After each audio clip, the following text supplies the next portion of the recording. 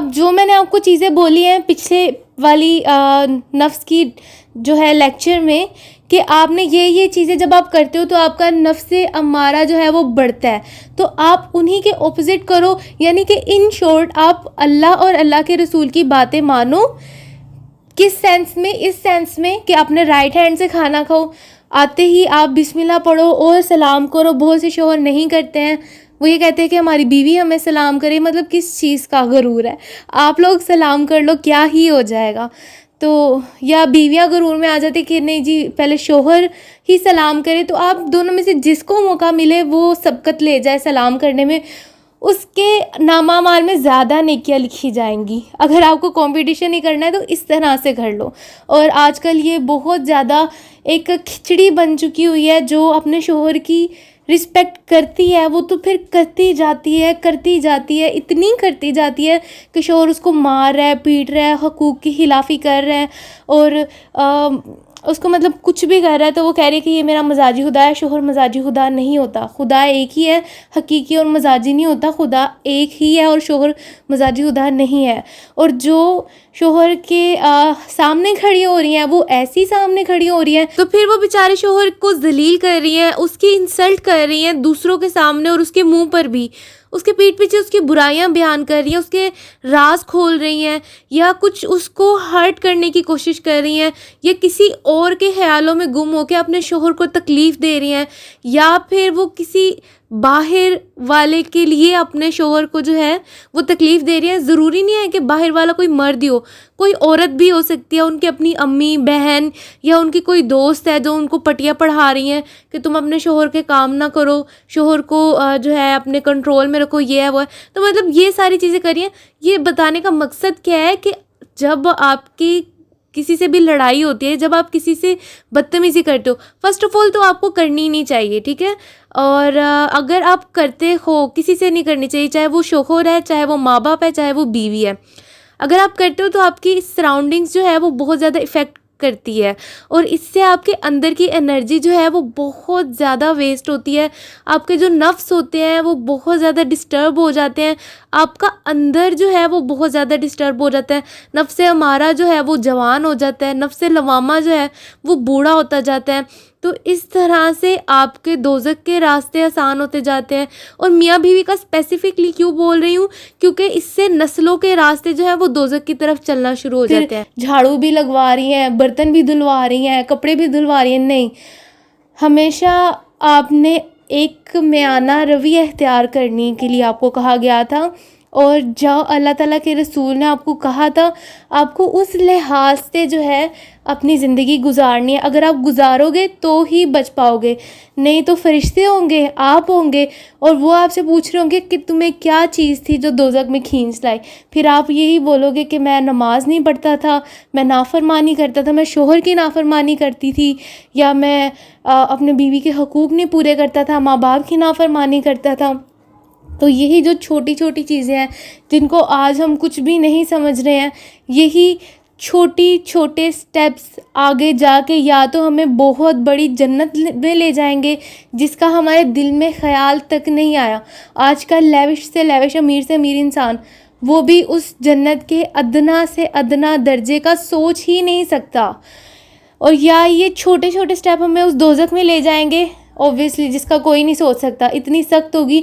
और इस दुनिया की गर्मी और इस दुनिया की आग से 70% ज़्यादा उसकी आग होगी। तो अब ये आपकी रूह का फ़ैसला है कि उसने नफ्से अम्मारा को चुनना है या उसने नफ्से लवामा को चुनना है। अच्छा, अब ये तो हो गए नफ्से अम्मारा और नफ्से लवामा। ज़रूर आपके दिल में ये ख्याल आ रहा होगा कि एक तो हो गई बुराई, एक हो गई अच्छाई, तो ये तीसरा जो नफ्स है ये कौन सा नफ्स है? तो आइए चलते हैं, हम जानते हैं कि तीसरे नफ्स के बारे में। तो तीसरा नफ्स जो है वो हमारा है नफ्से मुतमइन्ना। अब ज़रा आपने कुरान की खूबसूरती और तरतीब चेक करनी है और फिर मुझे बताना है कि 23 साल के अंदर कौन सा ऐसा इंसान है जिसको अपनी किताब का पहला हर्फ से लेके एंड वाले लफ्ज़ तक तरतीब के साथ, अल्फाज के साथ, एक एक चीज़ के साथ याद हो। बहुत से ऐसे इंसान होते हैं खुद किताब लिखते हैं खुद ही भूल जाते हैं, बहुत से ऐसे इंसान होते हैं। अब सोचिए आप बैठकर कि क्या ये आपके परवरदिगार नहीं है जिसने इतनी खूबसूरत तरतीब के साथ ये कुरान जो है वो लिख दिया है। आप तरतीब चेक करें इसकी कि सूरह नंबर 89 आयत नंबर है 27, या अय्यातुहन नफ्सुल मुतमइन्ना, कि ए इत्मीनान वाली रूह तू अपने रब की तरफ लौट चल इस तरह से कि तू इससे राज़ी वो तुझसे राज़ी। अच्छा, ये देखें कि अल्लाह की हम पे कितनी ज़्यादा रहमत है कि जो हमारी ज़ुबान है उर्दू वो अरबिक से बहुत मिलती जुलती है। तो जो मुतमइन्ना जो नफ्स है वो खुद ही अपनी ट्रांसलेशन बता रहा है कि मुतमईन नफ्स, जो कि एक सेटिस्फाइड होता है। जैसे आप कहते हो ना कि हाँ मैं इस खाने से मुतमईन हूँ, कि मुझे सेटिस्फेक्शन हो गई है, मेरा पेट भर गया, या मुझे इसका टेस्ट जो है वो बिल्कुल सेटिस्फाइड कर रहा है। तो ये नफ्स मुतमईना जो है ना, ये सेटिस्फाइड होने वाला नफ्स है। अब इसके बारे में उल्मा की बहुत सारी राय है। मोस्टली उल्मा ये कहते हैं कि ये भी अच्छा नफ्स है, कि देखे ना अल्लाह ताला ने उसका ज़िक्र किस तरह से किया है कि ए इत्मीनान वाली रूह तू अपने रब की तरफ लौट चल इस तरह कि तू इससे राज़ी और वो तुझसे राज़ी।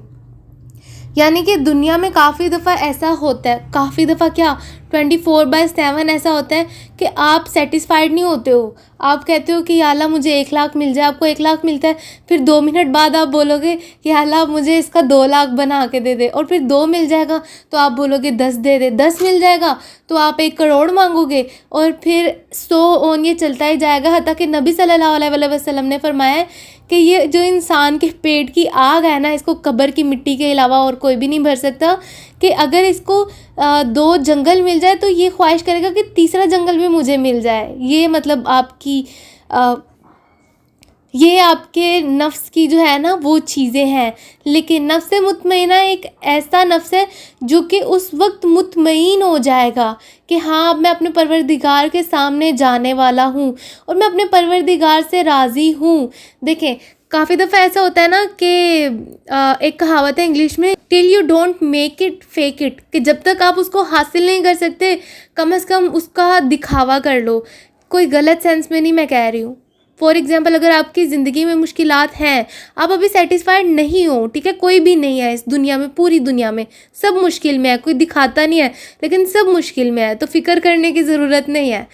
आप फॉर एग्ज़ाम्पल नहीं हो, आपसे अगर कोई पूछे तो आप बोलो अल्हम्दुलिल्लाह, कि शुक्र है अल्लाह पाक का।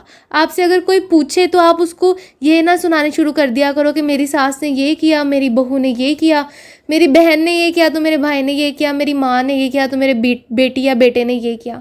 बल्कि आप उसको बोला करो कि अल्लाह का शुक्र है, अल्लाह का शुक्र अदा करता हूँ। तो यानी कि आप उसको शो करवा रहे हो कि आप अल्लाह ताला से राज़ी हो, आप जिस भी हालात में हो। जब आप इस चीज़ को बोलते जाओगे ना, तो वो चीज़ वाकई सच हो जाएगी। और वैसे भी अल्लाह ताला शुक्र अदा करने वालों को बहुत ज़्यादा पसंद करता है। काफ़ी उलमा की राय है कि जो नफ्स मुतमईना है ना, ये मुतमईन होने वाला नफ्स है कि जब आप नेकी कर लेते हो तो आप मुतमईन हो जाते हो, आपको एक सेटिस्फेक्शन मिलती है। और भी काफ़ी ज़्यादा राय हैं उलमा की, लेकिन जो आप इंटरनेट से देख सकते हो। मैं अपने लेक्चर में आपको वही चीज़ें बता के क्या करूँगी, मुझे आप तक वो चीज़ें पहुँचानी है जो कि इंटरनेट पे मौजूद नहीं है। तो आप नफ्स मुतमईना की जो बाकी डेफिनेशंस हैं ना, वो आप अली मिर्ज़ा के या बहुत अच्छे एक डॉक्टर जाकिर नेक ने भी, शायद उनकी वीडियो होंगी या शायद नहीं होंगी अब इंटरनेट पे, तो वो आप देख सकते हैं।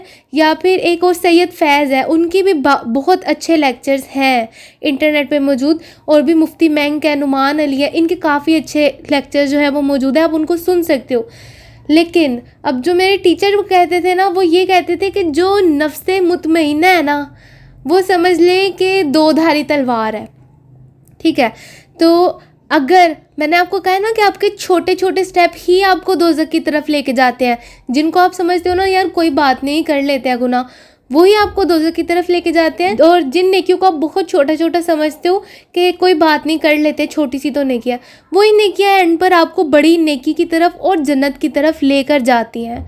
तो ये जो नफ्स मुतमईना है ना, ये बेसिकली समझ लें कि हैंडल है। आप इसको चाहो तो राइट की तरफ मोड़ लो, अब इसको चाहो तो लेफ़्ट की तरफ मोड़ लो। अब मैं ये क्यों कह रही हूँ, मैं ये इसलिए कह रही हूँ क्योंकि जो नफ्स मुतमईन है वो एक मुतमईन होने वाला नफ्स है। अगर आप गुनाह करते जाओगे करते जाओगे करते जाओगे, फॉर एग्ज़ाम्पल किसी ने चोरी की है, पहली पहली दफ़ा उसके हाथ कांपेंगे, उसका सर दर्द होगा, उसके दिल में खटका लगे रहेगा कि अल्लाह मुझे गुनाह देगा, मेरी अम्मी अब्बू को पता चला उनको बुरा लगेगा, नहीं मैं चोर नहीं हूँ, मैंने चोरी कभी भी नहीं की, मैंने आज कर लिया।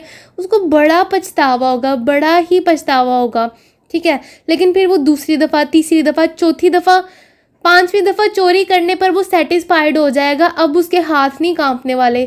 सो एस कत्ल का भी यही हिसाब है। आप किसी को भी इसी तरह नहीं मार सकते हो, आपकी रूह अंदर से मर जाती है जब आप किसी का कत्ल कर देते हो।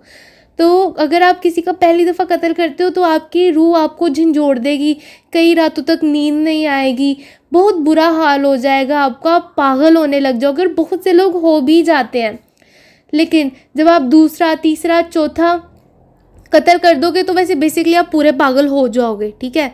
कोई नॉर्मल इंसान इतने कत्ल नहीं करता है। तो अगर आप मतलब ऐसे गुनाह करते जा रहे हो तो आपका नफ्स जो है वो सेटिस्फाइड हो जाएगा गुनाह पे, उसके बाद उसको गुनाह ही नज़र आएंगे, उसको नेकियां नज़र नहीं आने वाली।